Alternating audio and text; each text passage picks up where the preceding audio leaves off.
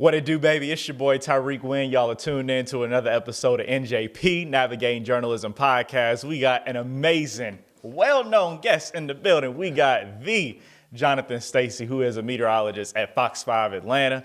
Welcome to the show, man. How you feeling? Glad to be here with the interviewer extraordinaire. I appreciate that, man. I feel like I have a seat on the Oprah Winfrey Show. I mean, hey, that's a good way to think about it. You talk to everybody, so I'm glad that I made the list. Yeah, of course. I appreciate it, man. So one thing I'm going to tell you why I had to have you on the show. I've watched tons of meteorologists on TV do the weather. Nobody does it like you. Really? Better or worse? Oh, no, you do good. You do better. Okay. Because you're when I watch you, I can just see your passion. Like, you really passionate about letting the viewer know what's going on with the weather. Yeah, man. What I oftentimes would tell people, by the time you've gotten to that point in the newscast, and if you watch local news, you know, we kind of sneak the weather in halfway through the deal. Yeah. And so it's about 15 minutes into the show or either 30 minutes into the shows at Fox 5.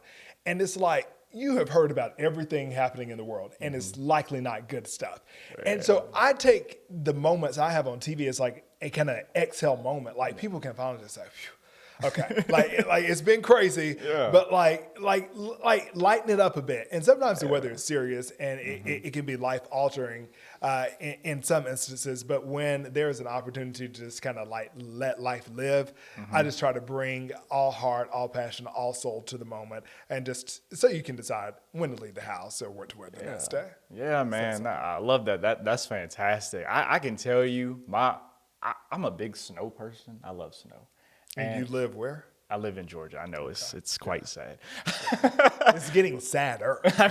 I know. I was like, all these snowless winters, man. I don't remember a real snow since Snowmageddon. So I looked this up yesterday. In fact, the last snowfall of, measurable snowfall, if you will, was January of 2018. Okay. Then there was a whisper of snow, I believe, in 2021. I do remember that because I stayed at the station and slept on the floor overnight. Yeah. Oh, wow. How was that? Yeah. But it didn't snow. It would have been worth it if it snowed. Yeah, I know, right? Duty calls. Yeah, for sure. And I want to add, so getting into it, right, at Fox. So you've been at how long have you been at Fox? Almost 3 years. 3 years. Okay, almost 3 years, man. That's fantastic. So how has it been at Fox? What's the environment like over there? The environment is good. It's a generally good work environment. I've been at far more toxic places, so I won't give it that label. TV news is quite interesting sometimes in terms of the work environment because you're dealing with a very real world problems, and you have deadlines to meet, and you have people who are under stress, and you have not only those demands to serve your viewers, but you have a lot of corporate pressure along with ratings and all that kind of stuff that goes into place. But Fox 5 is a gem in the community. I'll say so myself, because we can do news like no other station in Atlanta can do it, because we're on all day long. I'm talking about. Y'all got the most newscasts, right? I think by far. Now, there's another station in town. They're trying to catch up, but we produce the most amount of hours of news a day. And so what that does, it gives people a kind of a different relationship with us. So we're kind of always there and with you. And that's the way I feel like I am with Atlanta and North Georgia. Like, I'm just like the guy who, may pop on at any time of the day. But when you see my face, okay, let's talk some weather. Yeah, that's what's up, man. And you primarily do weekends, right? I do. So I was brought here to do the weekends, Saturday and Sunday nights. And then on Monday through Friday, I'm just kind of here, there, or everywhere. And I mean that literally. So I may be out doing a live shot, telling the weather and a location. I think the strategy of the station was to go into places that don't typically get a lot of news coverage and go there, perhaps to Fayetteville, and tell the weather for the day. And let, FACO know that we see you. And to be able to tell something of substance without it necessarily being negative or an emergency. So that's what we do on days when I'm not in studio. And even Monday through Friday, I can be in studio sometimes. Nice. That's pretty cool, man. Yeah, I love that. That's good stuff there. So when it comes to doing the weather, what can you say is like the most difficult? The most difficult. Okay, so where I get hung up is when it comes to the percentage of rain. Because here's the thing, Tyrik. Yeah. No one understands that 7-day forecast when we put up the percentages. Okay, so you have a number, let's just say there's going to be a 30% chance for rain, okay? So we're broadcasting to all Metro Atlanta, all North Georgia. So somebody is thinking, okay, a 30% chance for rain means that 30% of North Georgia will get rain. Somebody's thinking that 30% of Atlanta will get rain, okay? So that's the location argument. Yeah. Then other folks are thinking that means that it will rain for 30% of the day. So that means, okay, out of the day to come, it's going to rain for about 2 hours. Yeah. Or 2 or 3 hours. Then other folks are thinking, well, it is based on your confidence that it will likely rain. So like, how for sure do I believe that it will rain? Well, 30 is quite low. Yeah. So when I'm trying to decide what number to choose, you stay away from 10% because that's just, okay, you're just you know, covering your behind in case a drop falls. Either it's going to happen or it's not. No one's going to get too upset with you unless it's their wedding day if they get a drop of rain. We stay away from 50%. That's kind of an old school meteorology hack because it seems indecisive. I stay away from 100%. And there are days in which we absolutely know, based on the modeling, that it's going to rain or something is going to happen. Yeah. But I don't believe anybody, except for the divine, is 100% certain about the next moment to come.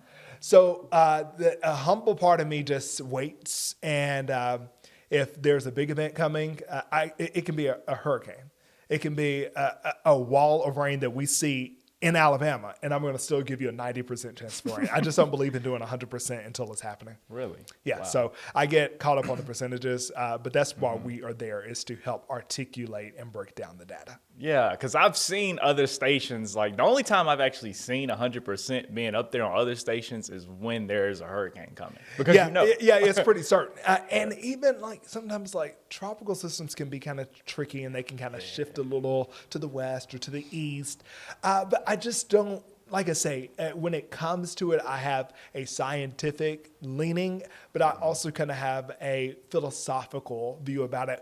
I can't say with 100% certainty anything that has not occurred or is happening about anything in life. We hope, or we have the evidence to support that that's a likely conclusion, but then again, we don't know because we still are in kind of we're executing, we're trying. It's a kind of a hypothesis, if you will, to take you back to the science experiment days in school, that we're trying to do something, but like medicine, it's not an exact science. So there are days when we don't quite get it right. Got it. They're few and far between. Okay. Nice, man. So I love that you're here. You're actually the first meteorologist on the show. Oh, yeah. So good stuff there. Yeah.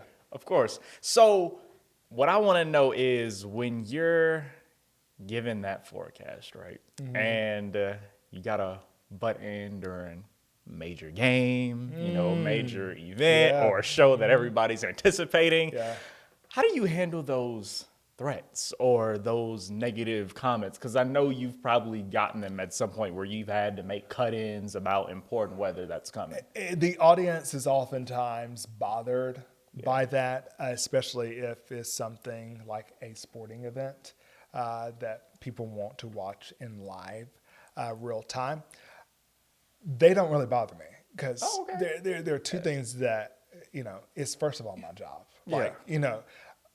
Who likes when an ambulance is coming and you have to move over to a different lane? We don't like that. It's a temporary inconvenience. You may miss the light, you may miss your turn, whatever it is. But when there's an emergency, there are people enlisted to respond to that emergency.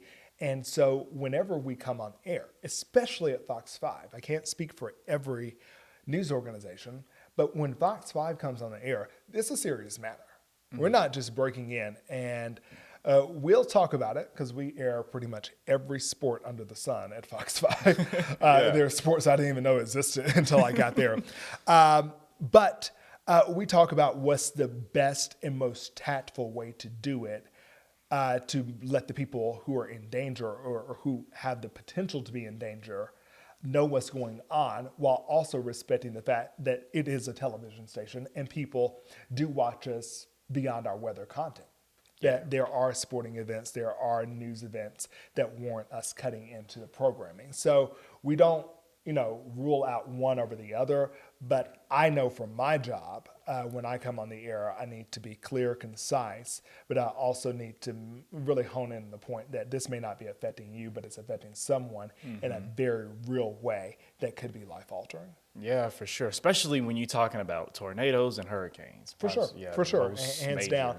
And these things, they pop up. We have the tools to forecast them and to really kind of dive in to get an idea of what the environmental conditions will be like at a certain period of time. However, there is no technology in the world that can say this is exactly where a tornado is about to pop up.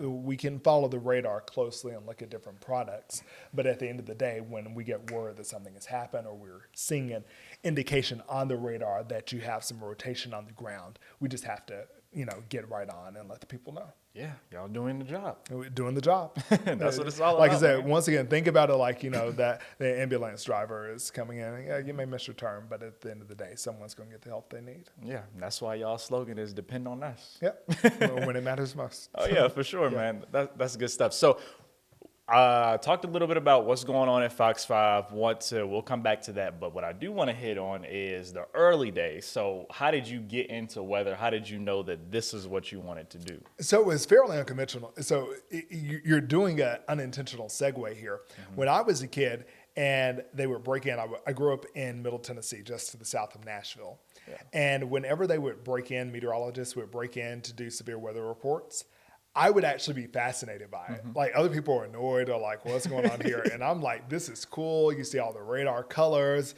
and they're trying to figure out whatever they're tracking, trying to find it on a camera. And it was really during the advent in the 90s when that stuff became really common in local news. And so it just really fascinated me. And I love the tracking of storms. And so I think I put that in the back of my brain because I, believe it or not, I was an okay science student at a young age. Time went on, thought I wanted to be a teacher. And then I went to high school. When I got in high school, I was watching the news a lot. And I said, I think I may want to do this. So I toured a local TV station. Okay. And that's what I always say. If you have an interest in something, go and find someone who's doing it find out where it's being done and just be in the shadows. And that's literally what we called it, shadowing. Yeah. And so I shadowed a couple local TV stations, and I'm like, okay, this is where it's at. And so even as a kid, like I set up, high school, I set up my own little TV station operation in my house. Really? And all that stuff. We have such a similar story. I knew it.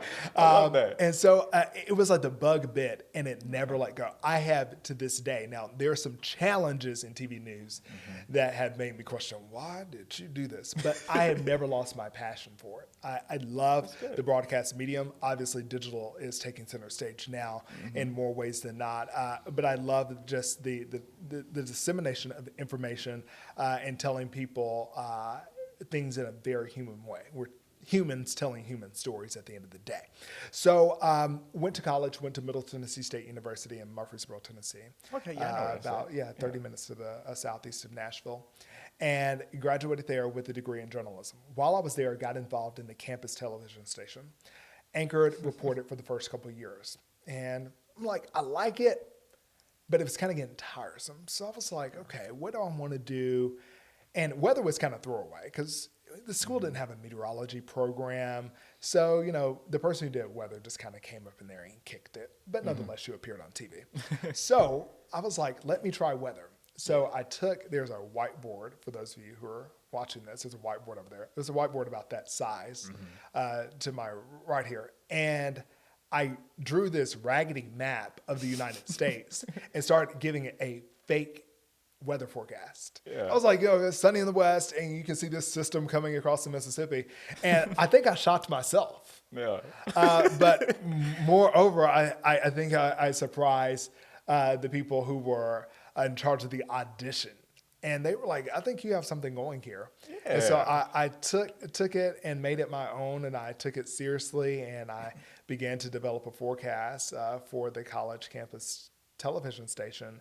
And from then on, I kind of became the weatherman. Now, in my career, once I graduated, it took a while to get there. I started out as a general assignment reporter in a couple markets, the Tri-Cities of Tennessee, Swaddles the line of Tennessee and Virginia. And then I went to Bowling Green, Kentucky, and then really got into weather on air when I was in Huntsville, Alabama. Oh, Huntsville, yeah. Yeah, so I've kind of made a trip through the Southeast, but that said, the passion really came up later in my kind of childhood or, in my younger years. But when it caught fire, I definitely was able to find a way and trudge a path forward. Wow, that's so cool, man. To hear your story, I love it. We like I was saying, we got pretty much the similar story. Except, I think I did probably like 1 or 2 weather forecasts in college, which I liked it, but it just I had to be at the anchor desk. That was just my thing. Yeah, you felt the command on the desk. And when I don't know about you, but when I was growing up, I'm not that old, but it's like you tell people that you want to be in journalism, and people who are already in the business would tell me the humble thing to say is, say that you want to be a journalist or a reporter. Don't tell people that you want to be an anchor. Now, I don't really adhere to that advice. If you want to be something, just state what you want to be. Oh, yeah, I don't believe in that. I tell them. If there's a path to getting there and that path includes you being a reporter, so be it. Yes, you need to do that to the best of your ability. And yes, there are reporting skills that help you on the desk. But you would tell people you don't bust out saying, okay, I'm 21 and I want to be an anchor, just don't do that. But I had that similar feeling. I knew that sort of in-studio gravitas and that command in speaking directly to the audience was something that I felt that was a gift that was personal to me, but also I had a unique ability that may be different than the average person who was doing it. And I think that's really where God has blessed me. That's through this career. Fantastic. I can definitely tell, like I said earlier when I was watching on TV, I can definitely tell you have the passion. You have the drive to do the weather and let people know what's going on. My secret sauce is, I won't say the secret sauce because everybody has their own, but is super intentional authenticity every day. And that is what I aim for. I aim for authenticity more than I aim for accuracy. I aim for authenticity more than I aim for being popular or being well received, more than ratings or anything else. It's to bring myself to the moment. Now, in the package of that is integrity, is sensitivity to the things that are important to me, my awareness of the audience, and the weather situation that it is, but it's leading with authenticity. It's being sincere in what you do. And that's, if anybody takes anything away from my forecast or anytime I'm on television telling a story, is that I hope you got your information, but that guy's authentic, the real deal.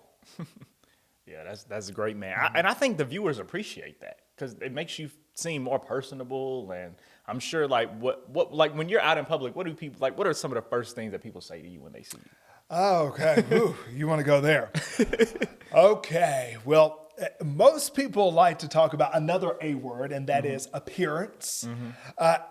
And I can't really get a gut pulse on what their perceptions are versus reality. Yeah. Because it changes from person to person. So some days I look better on TV. Some days I guess I look worse. I don't know.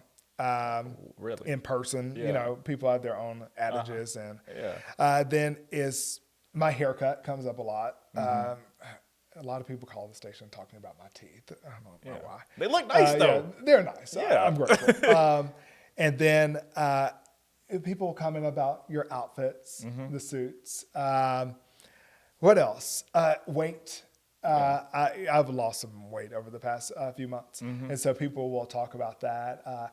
Oftentimes, do I seem shorter or taller in person? It runs the gamut. Now, I will say that the viewers here in Georgia are actually quite nice. And a lot of people have to deal with some things that are just totally disrespectful and that cross the line.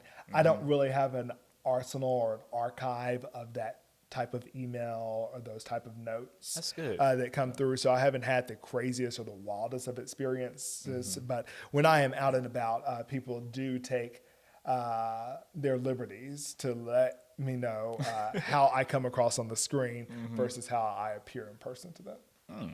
Nice. So what can you say has been the most best or exciting viewer experience? Viewer experience. Do I have a most exciting? Well, I'll say this. I really love our viewers. And I think that sounds kind of cliche because I've heard older anchors like sign off and be like, I was here because of the viewers. Like, really? You were here because you got paid. Let's just keep it real. I'm at Fox 5 because there's a direct deposit that comes through every other week. Yeah. But the viewers really do make the difference because we're right here now. We're talking to a camera. So it's kind of like, at the end of the day, you can feel isolated or alone in a quiet studio. You have your coworkers around, but they're not, commenting on your work or, we're there to do our individual jobs. So when you hear from viewers and where they give you their insights or let you know how they're impacted by your coverage, your work, or an occasional criticism here or there, it lets you know that the work that you're doing is real and that it's having an impact, and most of all, it's being noticed. I think in most jobs outside of media, it may be easier to get a pulse on that. A teacher can see the impact of their teaching with their students by the completion of an assignment or them answering a question, or someone in a medical field can, see the progress of a patient. But in TV, we don't oftentimes, get that, what is my human impact? And so when I see people at the grocery store, whether it be at the mall or at an event or whatnot, it reminds me that my job is very much human. Yeah. And that at the end of the day, I may be talking through technology, but I am touching lives. Yeah, you are. Definitely. Especially you're basically telling people your life is going to be impacted. Yeah. Because this is going to happen. And weather affects everybody. And it ranges from the small and mundane to the extreme. Yeah. And severe. And personally, I take every day of the job about the same because I told you authenticity. What annoys me in the morning is if I'm driving somewhere and I run into a thick pocket of fog. Like, that's very whoa. Yeah, because you can't drive fast. Exactly. You can't. Yeah. Now you're telling me. And so I take that with the same, I apply the same sensibilities to that as I would, a day that we could have a tornado outbreak. Because somewhere along the line, someone's job counts on them being able to be on the roadway and to be able to see clearly, or where they have to go based on where they live and work. There's a high incidence of fog developing. So they need to know that. There are big days and there are days in which the weather goes crazy. And I do have to change my inflection and tone a bit and definitely look and check my work twice. But I also take, a frosty morning or just a chilly night or an oppressively hot day just the same. Wow, man. Yeah. Okay, pretty cool there. Yeah, okay. No favorites here. Yeah, okay. Yeah. So, because I know a lot of times when I notice on TV, watching meteorologists, I always see the AMS certified and stuff. That's like American Meteorological Society certified or something like that? You got it. Oh, okay. So these are called SEALs. SEALs. So okay, SEALs. You'll likely see acronyms on the bottom. I don't know nothing about that. So you're not alone. I think there is some research out there, and I don't want to quote a number because I won't get it right, that the audience doesn't know what it is. Yeah. What do they mean inside the world of meteorology? Well, you have two SEALs that are most common right now. And the first of those, I will say, just first in this conversation, not one is better than the other, but it's the one by the American, if I can speak, American Meteorological Society. And that's they call it the CBM, the Certified Broadcast Meteorologist SEAL. And then you have another SEAL by the National Weather Association, and that is the NWAS seal, the National Weather Association Seal of Approval. And they're both for broadcast meteorologists, and they pay respects to the fact that you have spent time in the profession doing the job, and you also have the academic prowess to do the job. So basically both of those processes account for those to varying degrees. So what you do is you apply, and then after applying, you take a test. You have to send an on-air reel of your work, and then a board of people will say, okay, thumbs up, thumbs down, whether you pass the test and how your work looked. Okay. So it's more of a signal that this person has the credentials and has the experience that you can trust what they're doing in the world of meteorology. The history of it, which I think is important to tell quickly, is it back in the day, and when I say back in the day, is there's still some today, but anytime before the 90s, really, there weren't many schools out there who offered atmospheric science or meteorology degrees. At one point in time, there were like 2 or 3. Really? Yeah, and I'm talking about as recently as 20 or 30 years ago. And so over time, there have been more programs out there. Well, weather is a TV news enterprise, and it has been for 50-some years. But with that being said, you had people who were going on television, and they didn't necessarily have a meteorology degree. No fault of their own or anything like that. They have made strides in the business and have impacted people's lives in countless ways. But there was a trend in the industry that TV stations would start hiring people who actually had meteorology degrees, and that really caught steam in the 80s and the 90s. And so to distinguish the people who had degrees, because you can't say, I am a degreed meteorologist giving you your forecast, they added the seal. Okay. And so folks who went and got the seal could take that little emblem, and the station had the opportunity to promote that their meteorologists were certified or that they were sealed to whatever degree they wanted to. Yeah. Okay. Yeah, because so I that's never why knew you about have it. Yeah. Okay, that's. And so now that most meteorologists on TV have some education in meteorology, the seal is not that much of a differentiator because you see it out there with everyone. And I'm grateful that I have the National Weather Association seal. Nice. Congrats on that, man. Yeah, thank you. Yeah. So, and that, like, because I really wanted you to educate us on that, because I know it might be some people who are watching who want to be meteorologists and stuff.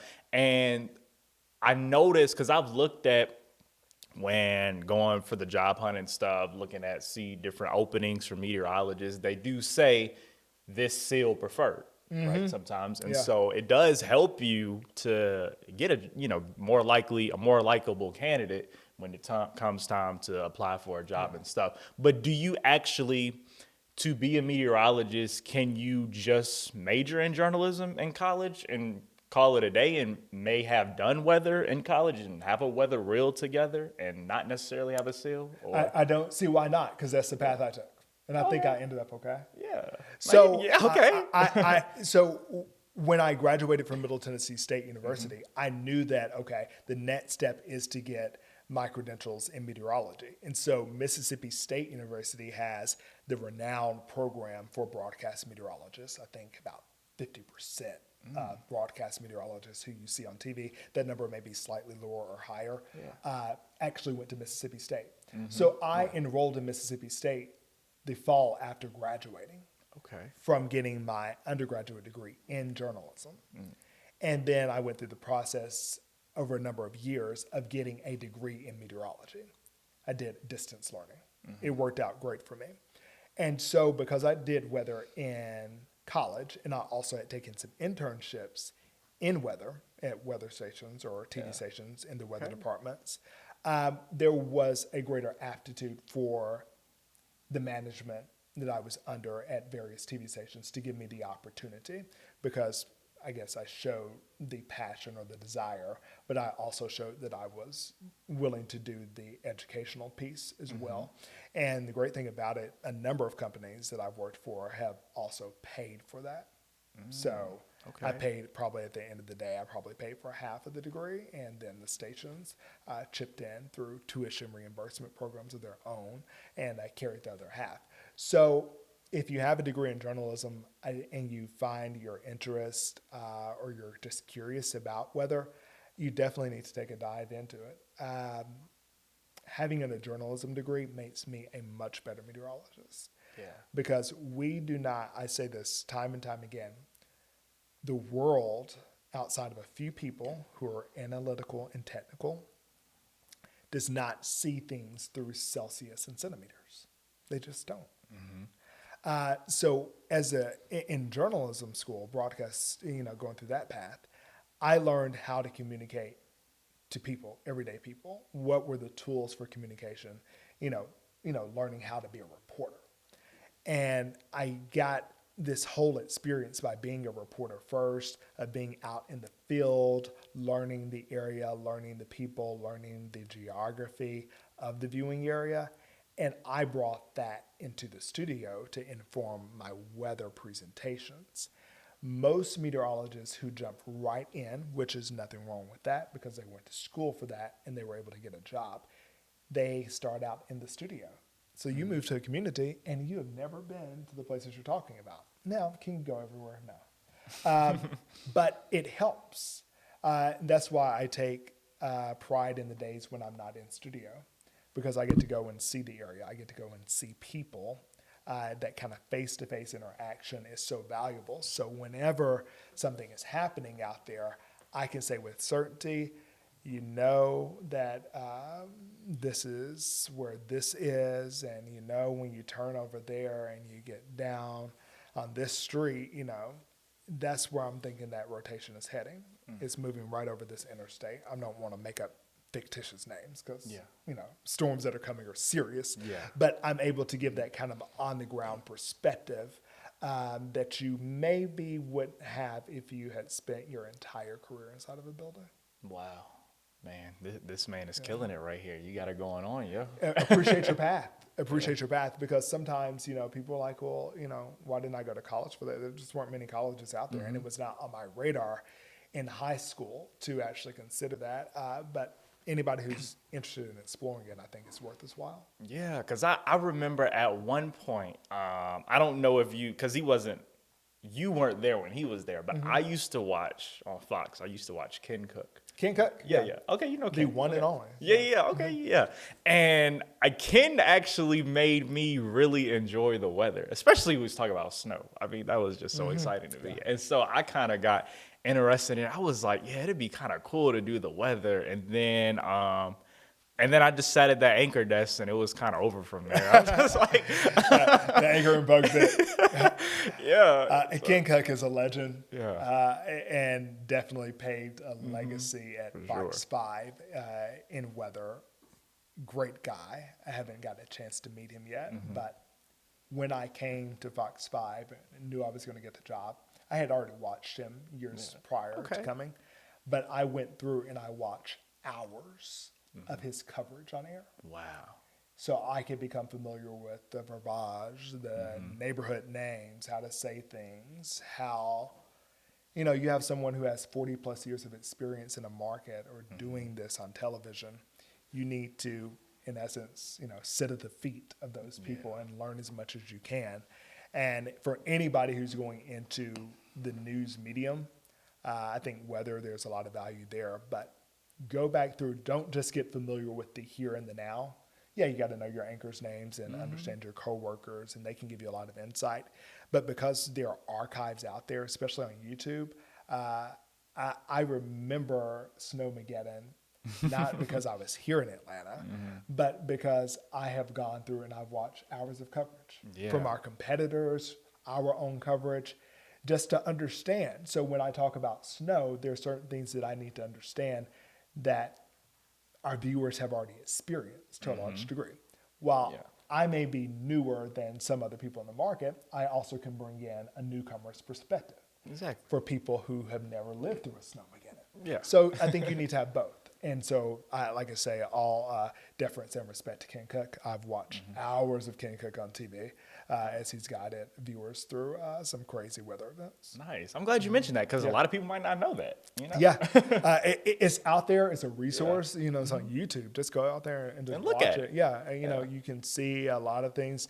You know, we cover some 90 plus counties. Well, there are 90 plus counties here in Georgia, and you know, about 60 we have our eyes on in the Atlanta DMA, some Alabama counties, even some overreach into North and South Carolina.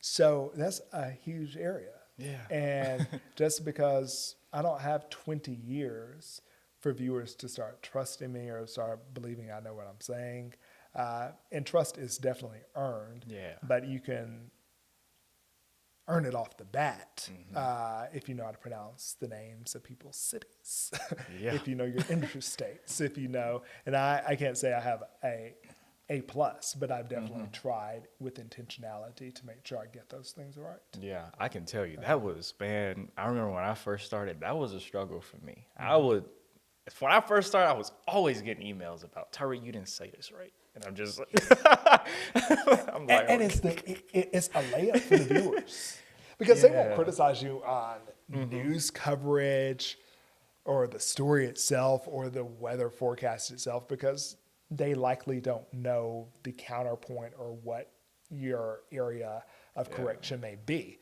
But they know how to pronounce their county. They know how to pronounce their city.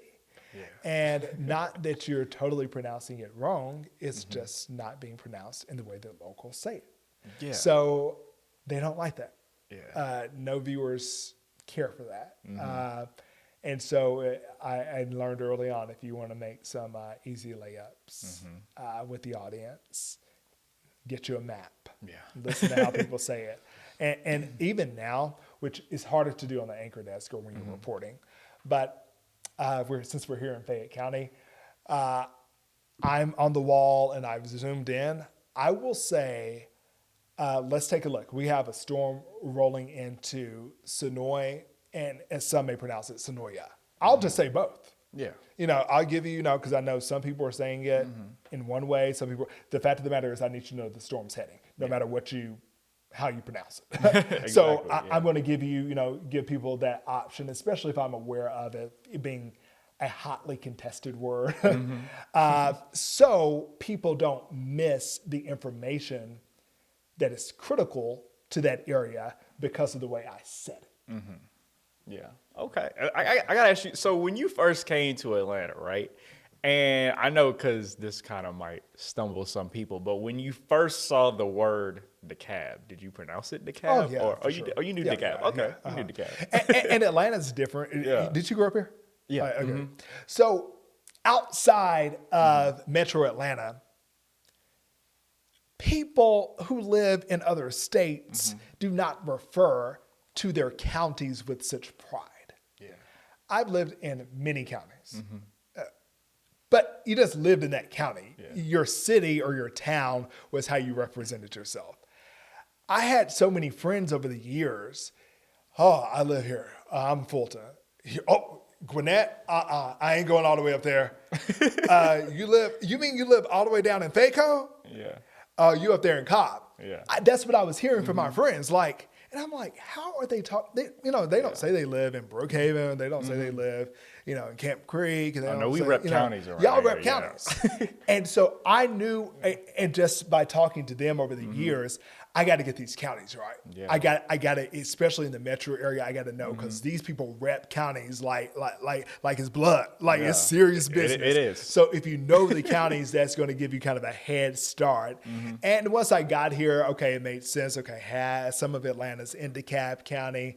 Got you there. That makes sense. And these counties mean different things based on where you live and, how the counties have came to be. So I did not struggle coming in the door with that. Okay. Proud to say. Yeah. Okay. Yeah, that's nice. By the way, shout out to Clayco. I'm Clayco. Oh, Yeah. Clayco? Yeah. So studio at Fayette, but live in Clayco. Okay, so. Clayco. Clayco all the way. Okay. Yeah, for sure. Airport or little south of the airport. Okay, gotcha. Yeah, You always got to know Jonesboro area. You got to know the proper follow-up question to say behind it. So it's like, you can listen to Airport. Yeah, it means you know your stuff. Yeah, facts. So I want to talk a little bit about some general stuff, right? Yeah. So what does I don't actually think I've ever seen one, but what is a for those who want to go into meteorology and stuff, what does a weather reel look like, and how should that be designed and put together, and how long should that be?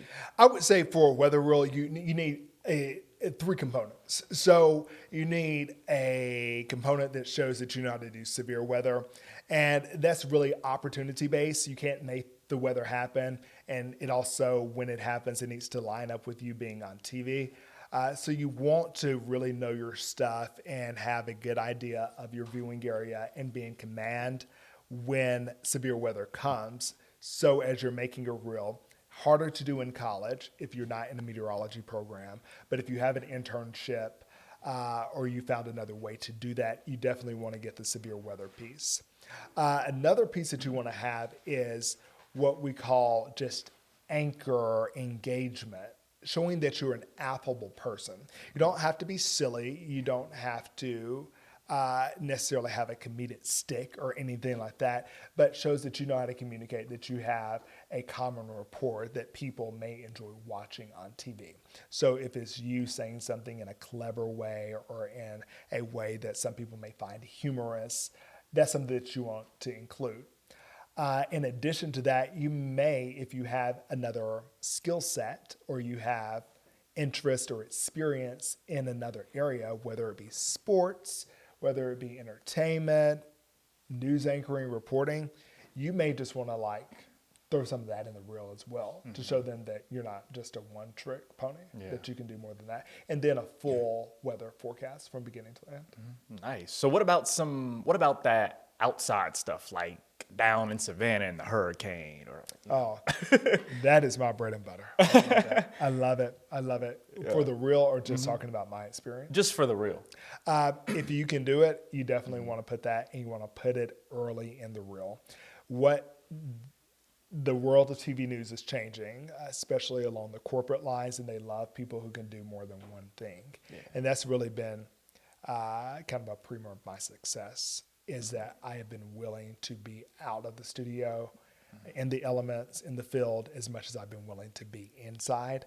And so if you get the opportunity to go into hurricane's path or report on the devastation or the changing weather events in a certain area, you want to include that. The same for tornadoes, snow, whatever it may be, that they love that.